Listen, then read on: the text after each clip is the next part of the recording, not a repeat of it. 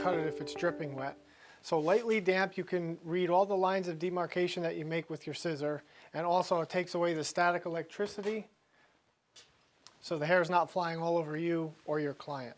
So the first thing I want to do is I want to take the bang length and use that as my center guide. I never want to comb the bangs down and just cut them straight across, because what happens is if they're too short, they won't comb to the side. What's going to make this haircut stand out also is the hair combing to the side. So we're going to pull the hair up at 90 degrees, and we're going to use the bang length right there as our guide to get our center guide. I'm going to use a scissor over comb technique.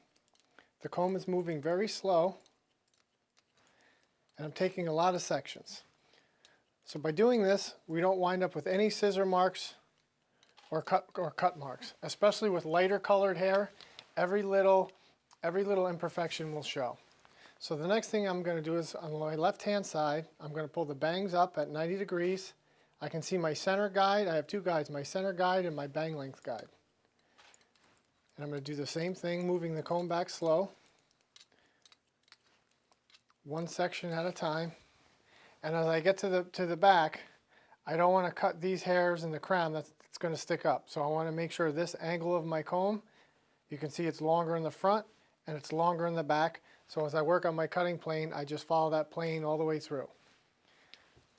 I'm going to take one more section on the left side, just above the round of the head. I'm just going to cut a little bit of hair there, and then we'll move on to the other side. And after every time you make a few cuts, comb the hair back into place and make sure it's moving, in the right direction. So now we're going to do the same thing on the other side. We're going to pull the hair up at a 90-degree angle, use our center guide, and work our way back slowly. And then we're going to take one more section just above the round of the head. Now the most important thing you need to remember is when you're working on the top section, this is a square-shaped haircut, the comb has to be completely parallel to the floor. Once you start rounding the corners, then you're going to cut in too close to the part area, and the hair's not going to move right. It's going to be too short and it's going to stick out.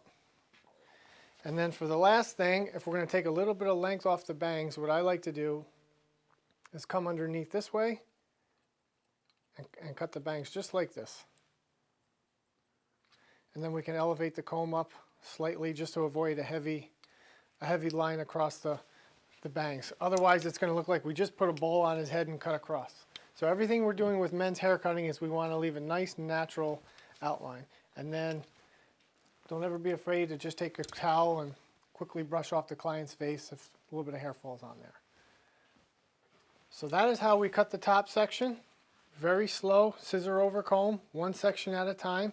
If you were to pick it up with your fingers, you would just do the same thing, but you would have to take a lot of sections. If you counted how many times I open and close that scissor, it's probably 15 to 20 times. So I mean, you have to take a lot of sections to duplicate that accuracy.